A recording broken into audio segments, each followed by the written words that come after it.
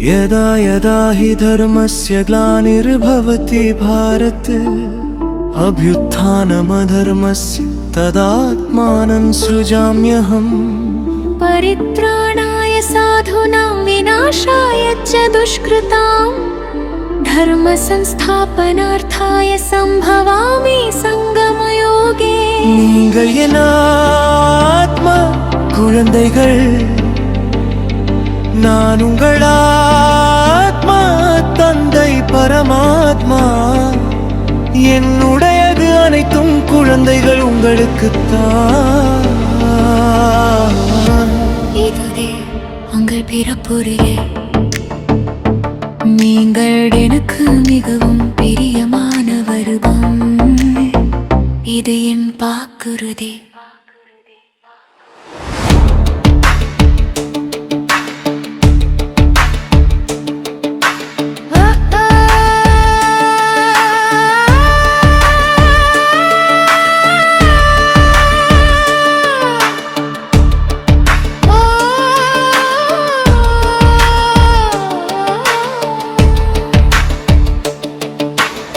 தர்மக்ஷேத்திரம் எனப்படும் குருக்ஷேத்திரத்தில் ஒரு காலத்தில் மகாபாரத போர் நடந்தது. ஆனால் சில நேரங்களில் அந்த போர் நம் உள்ளத்திலும் நடக்கிறது. சில சமயம் ஆசைகள் நம்மை கட்டிவிடுகின்றன. சில சமயம் மாயை நம்மை சூழ்கிறது. அப்போதுதான் கீதையின் ஞானம் வெளிப்படுகிறது. ஆனால் அந்த தெய்வீக வார்த்தைகளை யார் சொன்னது? அது அர்ஜுனனுக்கு மட்டும்தான் சொல்லப்பட்டதா? இல்லை இல்லை, அந்த ஒலி ஒவ்வொரு ஆன்மாவிலும் ஒலிக்கிறது. அது மனித உள்ளத்தில் ஆழமான போராட்டத்தின் கதை. ஓம் சாந்தி. அனைத்து சூழ்நிலைகளிலும் வெற்றி என்ற தலைப்புல 7 நாட்களுக்காக ஆங்கில பட்டி நடந்துட்டுருக்கு. பட்டியில் இன்னைக்கு 6வது நாள். இப்போ கண்ணுக்கு தெரியாத ஒரு வீரனுடைய பயணம் நினைவுக்கு வருது. இந்த கண்ணுக்கு தெரியாத வீரன் ரொம்ப அதிர்ஷ்டசாலி. இந்த கண்ணுக்கு தெரியாத வீரன் அமரன். அவனுடைய உலகம் உயர்ந்ததும் உன்னதமானதாக யதார்த்தமானதுமாக இருக்கு. அவனுடைய உலகின் ஒவ்வொரு அம்சமுமே கடவுளுடன் கூடிய அசாதாரணமான வாழ்க்கையாக இருக்கு. அந்த யதார்த்தம் இயல்பாக நேர்மையாக இருக்கு. அதாவது அந்த சூழல்ல அவர்கள் அனுபவிப்பது ஆனந்தம், மகிழ்ச்சி, திருப்தி மற்றும் அன்பை தான் அனுபவம் பண்றாங்க. இந்த உயர்ந்த யதார்த்தமான ஒவ்வொரு கண்ணுக்கும் தெரியாத பிரார்த்தனையாளரோட இயல்பான வாழ்க்கை இது உங்களுக்கும் எனக்கும் பொருந்தது. இந்த யதார்த்தம் உயர்ந்தது, நித்தியமானது. அது இப்போவே இருக்கு. இப்போ என்ன நடக்குது அப்படின்னா, ஒரு பரிசு கொடுக்கப்படுது. இந்த முழு உடல் சார்ந்த யதார்த்தமும் இந்த கண்ணுக்கு தெரியாத வீரனுக்கான ஒரு பரிசு. அதாவது இந்த இடத்துல கண்ணுக்கு தெரியாத வீரன் எதை சொல்றோம் அப்படின்னா ஆத்மாவை சொல்றோம். இப்ப அந்த ஆத்மா கண்ணுக்கு தெரியாத வீரனுக்கு ஒரு பரிசு கிடைக்குது. பரிசு என்பது நல்லது.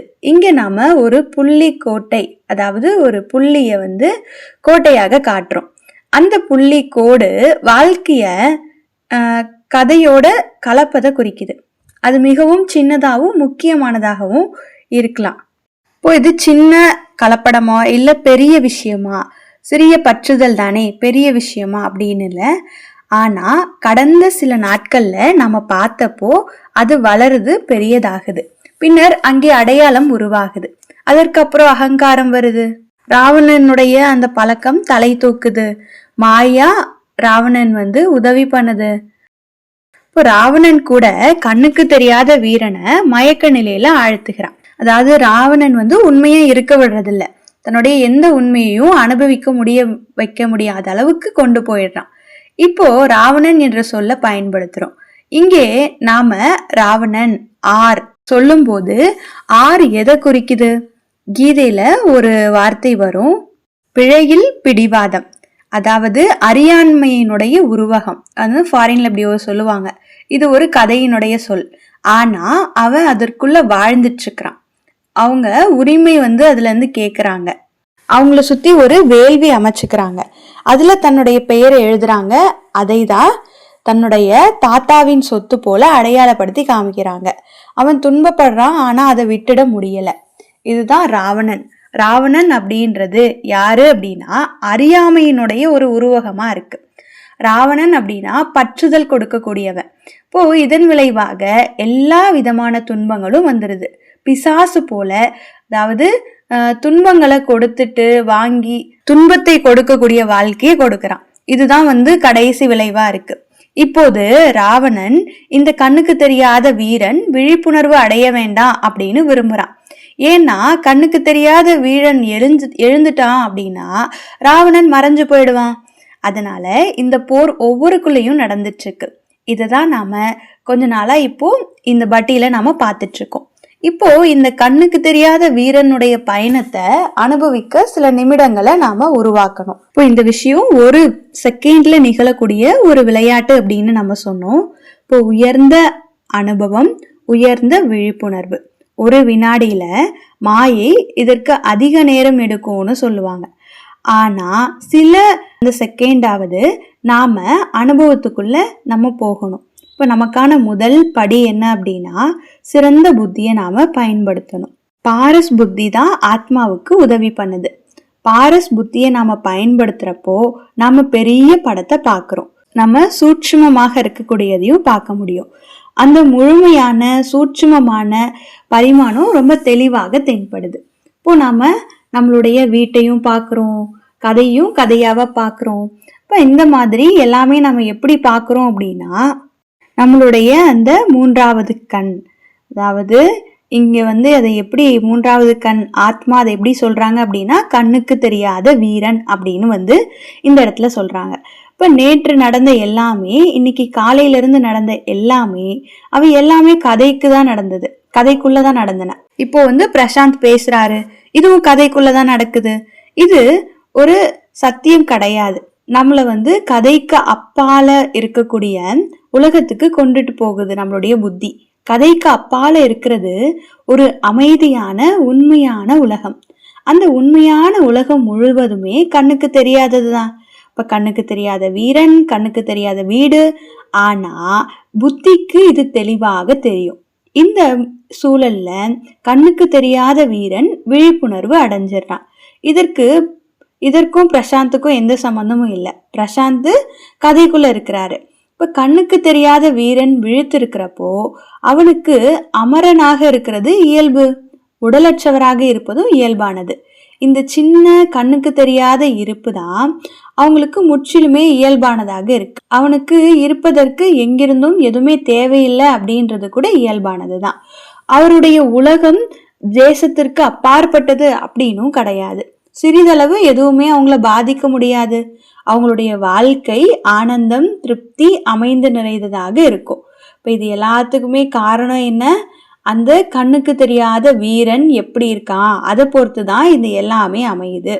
இப்போ அவனுக்கு தெரியும் எல்லோருமே இப்படிதான், எல்லோருமே ரொம்ப அதிர்ஷ்டசாலிகள், அவங்க எல்லாருமே அமரர்கள், அவங்க எல்லாருமே ஆனந்தம் மற்றும் அன்பினுடைய உயர்ந்த உயிர்கள், இப்போ குழந்தை போன்றவர்கள், தெய்வீகமானவர்கள், அவங்க எல்லாருமே கதையிலிருந்து விடுதலையானவர்கள், கதையாவே புரிஞ்சவங்க. யார் கதையிலிருந்து விடுதலையானவங்களோ அவங்க அகங்காரத்திலிருந்து விடுதலையானவங்க, விகாரத்திலிருந்து விடுதலையானவங்க, துன்பத்திலிருந்து விடுதலையானவங்க, ஆசையிலிருந்து விடுதலையானவங்க. இதுதான் இந்த எல்லா கண்ணுக்கு தெரியாத அந்த தெய்வீக வீரர்கள், அவங்களுடைய கண்ணுக்கு தெரியாத சகோதரர்களுடைய வாழ்க்கை. இப்போ மிகுந்த மரியாதைக்குரியவர்கள், விகாரமற்றவர்கள், அகங்காரமற்றவர்கள். அவங்களுக்கு அகங்காரமே இருக்காது. அவங்க வாழ்க்கை இப்படிப்பட்டதாக இருக்கும். யாராவது இவ்வளோ பாதுகாப்பாக இருப்பாங்க அப்படின்னா அவங்க முற்றிலும் எந்த ஒரு விஷயத்திலையும் கவலை இல்லாம இருப்பாங்க. அதுவே அவங்கள குழந்தை போலும் ஆக்குது. அதுவே அவங்கள தெய்வீகமானவராகவும் ஆக்குது. இப்ப நம்ம செய்யறது ஒண்ணுதான், பிரஸ் பயன்படுத்தணும். அதனால யாரும் எடுத்துக்கக்கூடிய ஒரு மிகப்பெரிய பரிசை நாம இப்போ வாங்கியிருக்கோம். அந்த பரிசு என்ன? அமரத்துவத்தின் உலகம். அதாவது தேசத்துக்கு அப்பாற்பட்ட உலகம், இந்த உலகத்துக்கே அப்பாற்பட்ட ஒரு உலகம், கடவுளோட கூடிய வாழ்க்கை, நமக்கு துணையாக கடவுள் இருக்கிறார் அந்த இடத்துல. இப்போ நீங்க உங்களுடைய உண்மையான அந்த சுய உணர்வை கண்டுபிடிக்கிறீங்க. கண்ணுக்கு தெரியாத வீரன் விழிப்புணர்வு அடைகிறான். அந்த வீரன் தன்னுடைய வாழ்க்கையை நடத்துறான். அவன் தன்னுடைய மகத்தான தெய்வீக குடும்பத்தை, தெய்வீகமும் எல்லையற்றதுமான குடும்பத்தை கண்டுபிடிச்சிருக்காங்க. இப்போ அவங்க உயர்ந்த அந்த ஆனந்தத்துல, திருப்தியில, அன்புல வாழ்க்கைய எப்படி வாழணும் அப்படின்ற விஷயத்த கண்டுபிடிக்கிறாங்க. இது எல்லாமே எப்பவுமே அப்படியே இருக்கக்கூடியது. யாருனாலும் யார் வந்தாலும் மாற்ற முடியாது. இதுதான் அந்த பரிசு. இதற்கு மேல அவங்க உடல் உலகத்தை ஒரு பெரிய கதையா பாக்குறாங்க. அது ஒரு பரிசு. இப்போ கதை எப்போதும் நல்லது இல்லைன்னு கிடையாது. எல்லாமே கெட்டதாக இருக்க முடியாது. கதை அப்படின்னு பார்க்கும்போது வெளிப்புறமானதாக இருக்கும். அது அவங்களுடைய உலகம் கிடையாது. ஆனா ஒரு அழகான அனுபவ பரிசு. இப்போ கண்ணுக்கு தெரியாத வீரனுடைய வாழ்க்கை முழுமைத்துவம் வாய்ந்ததாக இருக்கும். அவங்க முழுமையானவரா இருப்பாங்க. அவருக்கு முழுமையான வீடு இருக்கும், முழுமையான குடும்பம் இருக்கும், முழுமையான தந்தை இருப்பாரு, முழுமையா அவங்க சுயத்தை உணர்ந்திருப்பாங்க. இப்ப கதை கூட கதையா புரிஞ்சுக்கிட்டோம்னா அது ஒரு முழுமையான கதை தான், அப்படிதான் இல்லையா? இப்ப கண்ணுக்கு தெரியாத வீரன் விழிப்புணர்வு அடைகிறான். இதுதான் மிகப்பெரிய வெற்றி. இப்போ நம்ம எல்லா சூழ்நிலைகள்லையும் வெற்றி அடையணும் அப்படின்னா இந்த விஷயத்தை ஞாபகம் வச்சுக்கணும். என்ன அப்படின்னா கண்ணுக்கு தெரியாத வீரனின் விழிப்புணர்வு. இப்ப இந்த மாதிரி கண்ணுக்கு தெரியாத வீரன் நம்ம யாருன்னு பார்த்தோம். இப்ப ஆத்மா இல்லையா? அப்ப ஆத்மான்னு உணர்ந்து நாம இந்த செயல்கள் எல்லாமே செய்யணும். இங்க நாம இந்த கண்ணுக்கு தெரியாத வீரரினுடைய பயணத்தை பார்த்துட்டு இருக்கோம். இப்ப இந்த கோடை கடக்கிறது அப்படின்றது கதையோட நம்ம கலந்து போறது. அது ரொம்ப சிறிய தவறு போல தோணுது. ஆனா நாம பார்த்தது போல அது பெருசாயிடுது, மேலும் பெருசாகுது. அப்புறம் அது ராவணனோட அந்த அரக்கனோட ஒரு போரை நடத்த வேண்டிய நிலை வந்துடுது. இப்போ பல பெரிய முனிவர்கள், சாதுக்கள், மகாத்மாக்கள், தீர்க்கதர்சிகள் அவங்க எல்லாருமே இந்த போர்ல ஈடுபடுறாங்க. சிலர் தோற்றும் போயிடுறாங்க. இந்த ராவணன் உருவாக்கக்கூடிய குழப்பம் அந்த மாதிரி இருக்கு. இங்க நம்ம பார்க்கிறோம், இந்த போலியான அடையாளம் ராவணனுடைய அகங்காரம் உருவாகும் போது நம்மளுடைய வாழ்க்கையில என்ன நடக்குதுன்னு, அகங்காரம் பாதிக்கப்பட்டவன் அப்படின்ற மனநிலைய இணைக்கப்பட்டதாக இருக்கு. அகங்காரம் எப்போதும் நான் ஒரு பாதிக்கப்பட்டவன் அப்படின்ற உணர்வை கொண்டு வருது. நம்ம வாழக்கூடிய இந்த வாழ்க்கை நடைமுறை வாழ்க்கை, இந்த உயர் நவீன சமூகம், இப்ப இதுல ஒவ்வொருவரும் தங்களை பாதிக்கப்பட்டவர்னு உணர்றாங்க. ஏன்னா அவங்க நம்பி இருப்பது எல்லாம் கணிக்க முடியாம இருக்கு. இது அபாயம் நிறைந்த ஒரு உலகமாக இருக்கு, ஆபத்து நிறைந்த உலகம். இப்போ அவங்க எல்லாத்தையும் மறந்து போயிடுறாங்க. பொருட்கள் உடைஞ்சிடலாம், விமர்சிக்கப்படலாம்.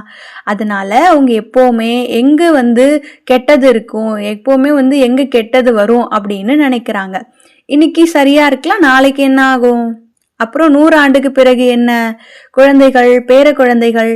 அதனால அவங்க தன்னை ஒரு பாதிக்கப்பட்டவன் அப்படின்னு புரிஞ்சுக்கிறாங்க.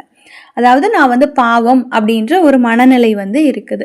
பாதிக்கப்பட்டவரோட வாழ்க்கை என்ன, அவங்க எப்பவுமே ஆபத்தை தான் தேடுவாங்க. உங்க வாழ்க்கையில 10 விஷயங்கள் சரியா நடந்தாலும், ஒரு விஷயம்தான் தப்பா இருந்தாலும் அவங்க கவனம் அந்த ஒரு தப்பு இருக்கும் இல்லையா, அது மேலதான் இருக்குமா. யாராவது 100 நல்ல விஷயம் பண்ணுவாங்க, ஆனா ஒரே ஒரு தப்பு பண்ணிருப்பாங்க. அப்போ அவங்களுடைய கவனம் அந்த தப்புல தான் இருக்கும்.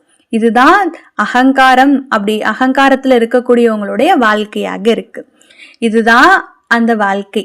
இதுவே பாதிக்கப்பட்டவரோட தன்மை. இதன் விளைவு என்ன நடக்குது? இப்போ உங்களுடைய வாழ்க்கையில பல நல்ல விஷயம் இருந்தாலும் உங்க கவனம் எதிர்மறையில இருக்கு, அதாவது கெட்டதுல இருக்கு. இப்போ இது எல்லோருமே செய்யறாங்க. இப்போ நீங்க அவங்களுக்கு எவ்வளோ கொடுத்தாலும் அவங்க வாழ்க்கை எதிர்மறையாக தான் இருக்கும். என்ன தவறு நடக்கலாம் அப்படின்னு தான் அவங்க நினைப்பாங்க. பாதிக்கப்பட்டவரோட பிச்சைக்காரன் சேர்ந்து வரான். இப்போ நீங்க பாதிக்கப்பட்டவனா இருந்தீங்கன்னா நீங்க ஏதோ ஒன்று கேட்கிறவனா இருப்பீங்க. இப்போ பாபா சொல்றாரு, ஒரு முறை இன்னொரு முறை பாபா ஒரு எல்லா இடத்தையும் வந்து சுத்தி வந்தேன் அப்படின்னு சொல்றாரு. இப்போ அவர் பார்த்தது என்ன அப்படின்னா, சிலர் வந்து பதவிக்காக பிச்சை எடுக்கிறாங்க, சிலர் அன்புக்காக பிச்சை எடுக்கிறாங்க, சிலர் வந்து தேர்தல் வாக்குகளுக்காக அந்த எலெக்ஷனுக்காக பிச்சை எடுக்கிறாங்க, சிலர் வாழ்க்கைக்காக பிச்சை எடுக்கிறாங்க. அப்ப எல்லாருமே பிச்சை எடுக்கிறாங்க. சிலர் மரணத்துக்கு கூட பிச்சை எடுக்கிறாங்க. மொத்தத்துல எல்லாருமே பிச்சை எடுக்கிறாங்க, அதாவது யாசிக்கிறாங்க, கேட்குறாங்க அப்படின்னு சொல்றாரு. இப்போ அவங்க தொடர்ந்து யாசித்துட்டே இருக்காங்க, கேட்டுட்டே இருக்காங்க. அவங்க வெற்றிகரமான பிச்சைக்காரர்களாக இருக்கலாம், ஆனா மனநிலை பிச்சைக்காரனுடையது தானே. அதனால எந்த சமயத்தினாலும் இதுதான் மிக கீழ்மையான நிலை. எந்த ஊர்லயும் மிக கீழ்நிலை பிச்சைக்காரன் தான். இப்போ இங்கே நாம பிச்சைக்காரன் மனநிலையும் பாதிக்கப்பட்ட மனநிலையும் பார்த்துட்டு இருக்கோம். மேலும் நாம பார்த்தது போல ராவணன் அப்படின்றது ஒரு அரக்க மனநிலை, துன்பத்தோட செயல்படும், துன்ப கொடுக்கக்கூடிய மனநிலை, இதுதான் அந்த நிலை. ஆனா கண்ணுக்கு தெரியாத வீரன் விழிப்படைஞ்சு இருந்தானா அவன் கதையை தன்னிடம் இருந்து பிரிந்ததாக புரிஞ்சுக்கிறாங்க. கதை முற்றிலும் வேறொரு உலகம். இந்த நேரத்துல அவங்க இந்த உலகத்தின் கண்ணுக்கு தெரியாத சாட்சி பார்வையாளர். இந்த நேரத்துல அவங்க கண்ணுக்கு தெரியாத தேவதை. அவங்க மிகவும் அதிர்ஷ்டசாலின்னு புரிஞ்சுக்கிறாங்க. இப்போ அவங்களுடைய வாழ்க்கை கடவுளோட இணைஞ்சிருக்கு. அவங்க தெரிஞ்சிருக்காங்க எல்லாரும் அதிர்ஷ்டசாலிகள். இப்போ அவங்க எல்லாருமே கடவுளின் உலகத்திலிருந்து வந்தவங்க. அவங்க எல்லாருமே கடவுளால் அன்பு பெற தகுதியானவங்க. அவங்க இத தெரிஞ்சிருக்கிறாங்க. இப்ப தன்னுடையதும் மற்றவர்களுடையதும் ஆன அந்த அசாதாரணமான சத்தியத்தை அவங்க தெரிஞ்சிருக்காங்க, அறிஞ்சிருக்காங்க. அவங்க ஒருபோதும் பாதிக்கப்பட்டவங்க கிடையாது, ஒருபோதும் பிச்சைக்காரனும் கிடையாது, ஒருபோதும் அவங்க வந்து கதையில வந்து விழமாட்டாங்க. பல விஷயம் கதையில வரும், மரணம் கூட வரும். இப்போ மரணம் நிகழும் போது கூட அவங்க நான் பாதிக்கப்பட்டவன் இல்லை அப்படின்னு தெரிஞ்சிருப்பாங்க. அதனால விமர்சனங்கள், இழப்பு, உடைஞ்சு போறது, மாற்றம், இது எல்லாமே தன்னை பாதிக்கப்பட்டவன் அப்படின்னு நினைக்க மாட்டாங்க. அவங்க இது எல்லாம் கதை, அதாவது இதெல்லாம் டிராமா, இப்போ இதெல்லாம் ஸ்டோரி. கதை அப்படின்றது வேறொரு உலகம். அவங்க தன்னுடைய அந்த வந்து பார்ட்டை வந்து தெரிஞ்சிருப்பாங்க. நாம ஒரு எக்ஸாம்பிள் சொல்றோம். சதீஷ் வந்து ஒட்டகத்தின் ஒரு பாத்திரமாக நடிக்கிறார். ஒட்டகம் அப்படின்றது நடிகர்கிட்ட இருந்து 100% தனியானது. ஒட்டகத்தின் பாத்திரம் முடிஞ்சது அப்படின்னா அது பாதிக்கப்பட்டவராக இருக்கிறது இல்லை. அதே போலதான் இங்கேயும் நடக்குது.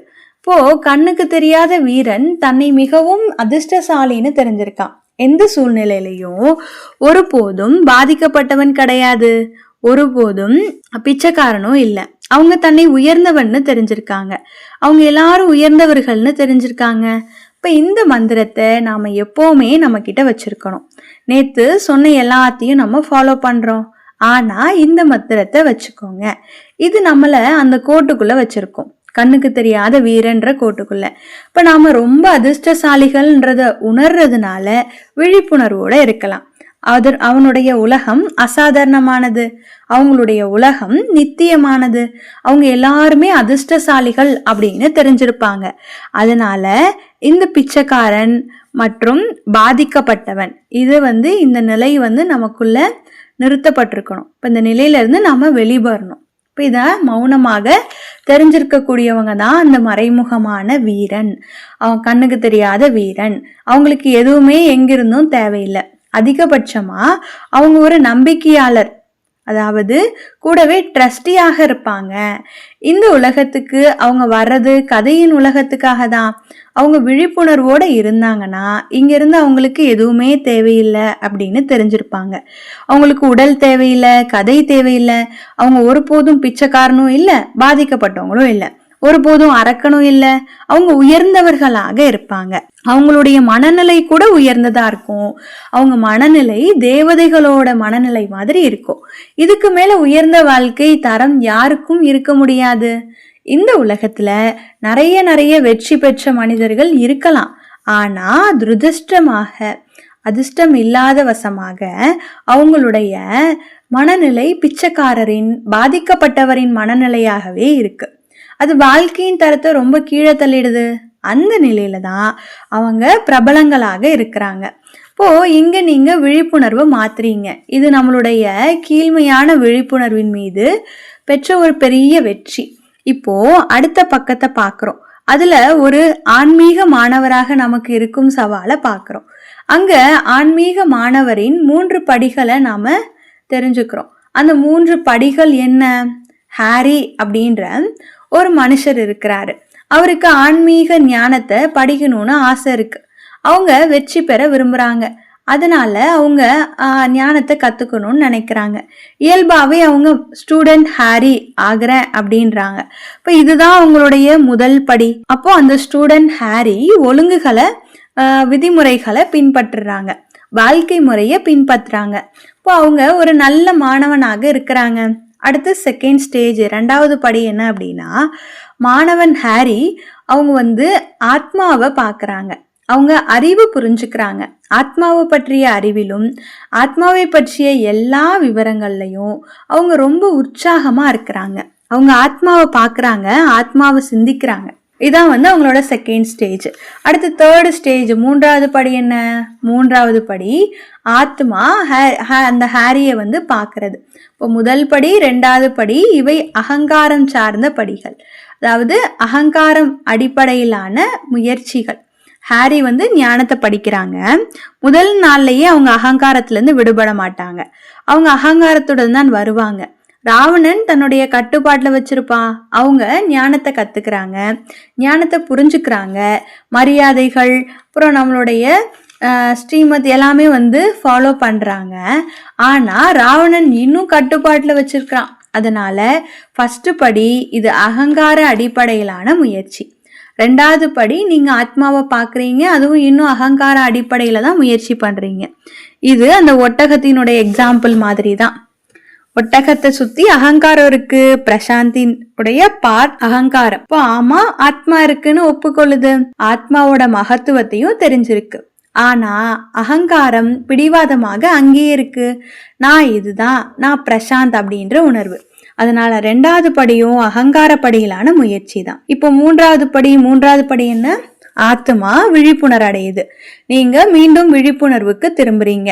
கண்ணுக்கு தெரியாத வீரன் விழித்திருக்கிறான். அவங்க கடவுளோட கூடிய வாழ்க்கையாகிய தன்னுடைய உலகத்தை புரிஞ்சுக்கிறாங்க. கதையிலிருந்து சுதந்திரத்தையும் புரிஞ்சுக்கிறாங்க.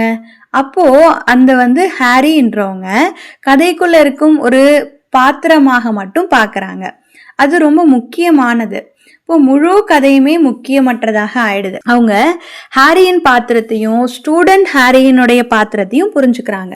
இப்போ அவங்க தன்னுடைய கண்ணுக்கு தெரியாத வீரன், கண்ணுக்கு தெரியாத நடிகன், கண்ணுக்கு தெரியாத பார்வையாளர்ன்ற விஷயத்த தெரிஞ்சுக்கிறாங்க. இதுதான் 3வது படி, ஆத்மா ஹாரியை பார்க்கறது. இப்போ இது எல்லாமே அவசியமான படிகள். முதல் படி, 2வது படி, மூணுமே அது அவசியம்.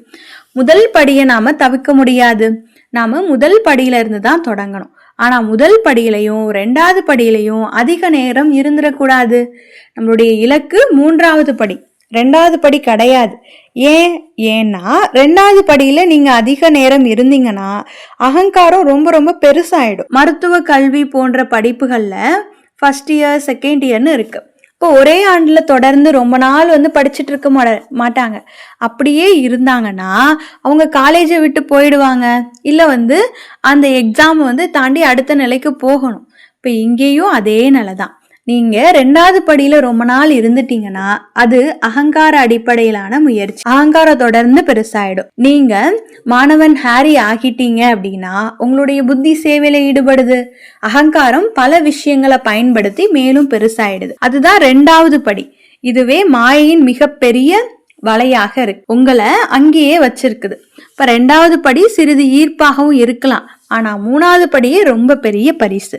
3வது படியில ஆத்மா விழிப்புணர்வு அடையுது. விழிப்புணர்வு கண்ணுக்கு தெரியாத வீரனுக்கு மாறுது. அவங்க கதையை தனியாக பாக்குறாங்க. ஹாரிய அந்த கதையின் ஒரு பகுதியாக டிட்டாச்சா, அதாவது பற்றற்ற நிலையில பாக்குறாங்க. இப்போ நம்மளுடைய ப்ராக்டிக்கல் லைஃப்ல அதோட அர்த்தம் என்ன அப்படின்னா, ஹாரிக்கு வரக்கூடிய எந்த புகழையும் அவன் தன் மீது எடுத்துக்கல. அது கதையினுடைய இருக்கக்கூடியது, கதையில நடக்கிறது. எந்த விமர்சனம் வந்தாலும் அது நான் இல்லை அப்படின்னு அவர் அதுல இருந்து வெளியே இருப்பார். இப்ப இப்போ நாம் இதை பயிற்சி செய்யக்கூடிய ஒரு வாய்ப்பு இருக்கு. ஒரு நிமிஷமாவது இந்த 3வது படிக்கு நாம வரலாம். அது நிரந்தரமாக இருக்காது. நீங்க பயிற்சி செஞ்சாலும் திரும்ப திரும்ப 2ஆம் நிலைக்கு திரும்பிடும். ஆனா குறைந்தபட்சம் 3வது படிக்குள்ள வர்றதுக்கான வாய்ப்பு நமக்கு இருக்கு. அதுதான் ராவணன் கரைக்கக்கூடிய வழி. ராவணன் கிட்ட இருந்து விலகக்கூடிய வழி. அதை பலகீனமாகவும் சிறியதாகவும் மாத்தணும். நம்ம 3வது படிக்கு போகல அப்படின்னா ராவணன் எப்படி விடுபட்டு போவான்? அதனால இது இன்னைக்கு நமக்கு கொடுக்கக்கூடிய இன்னொரு வீட்டு பாடம். எப்படி இந்த 3வது படி அனுபவத்தை உருவாக்கலாம் அப்படின்றத நாம தெரிஞ்சுக்கணும். நேற்று ஒரு கேள்வி வந்தது, அதை இப்போ சொல்றேன். கேள்வி என்ன அப்படின்னா, மனம் திடீர்னு எந்த எண்ணத்தையும் உருவாக்கலாம். அது எல்லா ராவணன் இப்போ முக்கியமற்றவை. ஆனா மனம் அங்க போயிட்டே இருக்கு. அதனால மனதை ராமரின் நினைவுல பிஸியா வச்சுக்கோங்கன்னு சொன்னோம். ஆனா நடைமுறை வாழ்க்கையில முதல் எண்ணமே இது வீணான எண்ணம் இல்ல விகார எண்ணம்னு தெரிஞ்சுட்டா அங்கேயே ஃபுல் ஸ்டாப் வச்சிருங்க, நிறுத்திடு. இப்போ முதல் எண்ணம் 2வது எண்ணமா மாற விடாதீங்க. அந்த நேரத்துல உடனே என்ன பண்ணணும் அப்படின்னா, ஞானத்தை அடிப்படையா கொண்ட எண்ணங்களுக்கு மாத்துங்க. எக்ஸாம்பிளுக்கு வீட்டு பாடம் கொடுத்திருக்கோம், நீங்க அதை படிச்சு ஒரு கவிதை எழுதலாம். அந்த இலக்கு பின்னணியில நீங்க போகலாம். அதனால எப்போது முதல் எண்ணம் வர்றதை கவனிக்கிறீங்களோ, சரி அந்த கவிதையை பத்தி நினைப்போம் அப்படின்னு உடனே நினைவு பண்ணுங்க. அப்படி பண்ணீங்கன்னா முதல் எண்ணம் 2வது எண்ணமா மாறாது, அங்கேயே அது நின்னுடும். இப்ப இது ஆரம்பத்திலேயே தொடங்கினா ஈஸியான விஷயமாக இருக்கும், இல்லைன்னா போராட்டமா இருக்கும். அதை விட்டுட்டீங்க அப்படின்னா அது வேகத்தை எடுக்கும், பின்னாடி பெரிய போராட்டம் செய்ய வேண்டி வரும். அதனால ஆத்மா ஹாரியை பார்க்கக்கூடிய இந்த வாழ்க்கையை அனுபவம் பண்ணுங்க. இந்த பெரிய கதையும் அனுபவம் பண்ணுங்க. நாம ஒரு நிமிஷம், ஆனா அந்த ஒரு நிமிடங்களை நிறைய முறை உருவாக்கக்கூடிய வாய்ப்பு நமக்கு இருக்கு. நல்லது. ஓம் சாந்தி.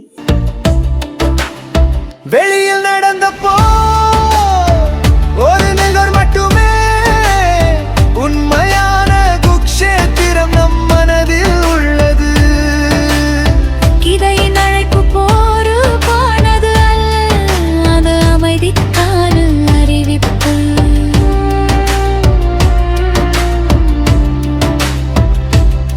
பகவத்கீதை என்பது ஒரு பழமயமல் நூல் மட்டுமல்ல, அது இறைவனின் அன்பான செய்தி. ஏன் அது ஒவ்வொரு யுகத்திலும் பிரபலமாக உள்ளது.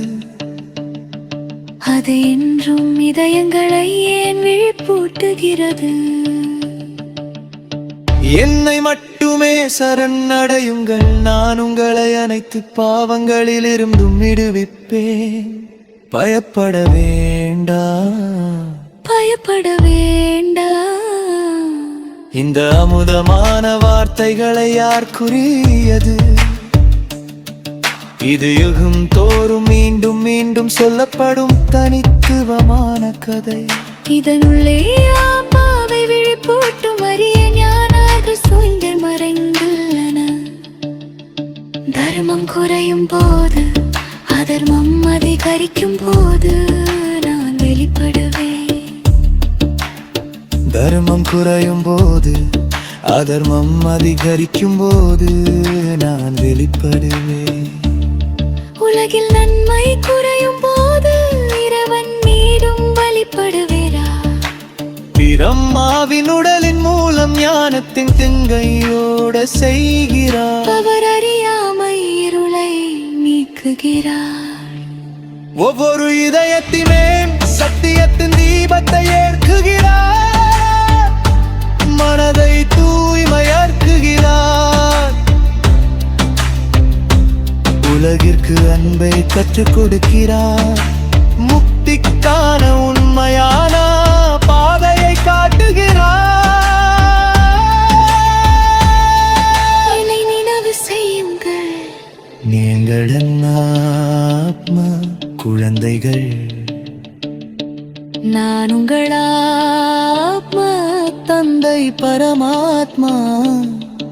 என்னுடைய அனைத்தும் குழந்தைகள் உங்களுக்குத்தான். இதுவே உங்கள் பிறப்புரிதே. நீங்கள் எனக்கு மிகவும் பிரியமானவர்கள். இது என் வாக்குறுதி.